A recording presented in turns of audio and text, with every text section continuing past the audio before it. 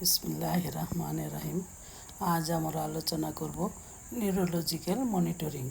Neurological monitoring হলো রোগীর মস্তিষ্ক, স্নায়ুতন্ত্র ও চেতনার অবস্থা নিয়মিত পর্যবেক্ষণ করার প্রক্রিয়া, যাতে দ্রুত রোগীর স্নায়বিক পরিবর্তন শনাক্ত করে চিকিৎসা প্রদান করা হয়।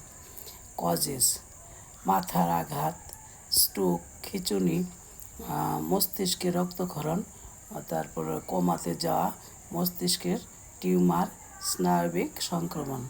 সাইন সিমটমস: চেতনা কমে যাওয়া, মাথা ব্যথা, মাথা ঘোরা, খিঁচুনি, কথা বলতে সমস্যা, হাত পা দুর্বল হয়ে যাওয়া, চোখে ঝাপসা দেখা। স্মৃতিশক্তি কমে যাওয়া।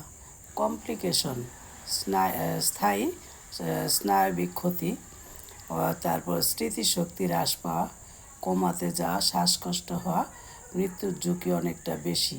প্রিভেনশন: মাথায় আঘাত, উচ্চ রক্তচাপ নিয়ন্ত্রণ রাখা, নিয়মিত স্বাস্থ্য পরীক্ষা করা, স্ট্রোকের ঝুঁকি কমানো, সংক্রমণের দ্রুত চিকিৎসা করা। ম্যানেজমেন্ট: রোগীর ভাইটাল সাইন নিয়মিত পরীক্ষা করতে হবে, তারপর অক্সিজেন থেরাপি নিশ্চিত করতে হবে।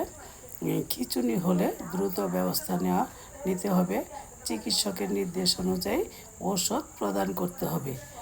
ফ্লুইড ব্যালেন্স বজায় রাখতে হবে, রোগীকে নিয়মিত চেক আপ করতে হবে, রোগীকে নিরাপদ অবস্থানে রাখতে হবে।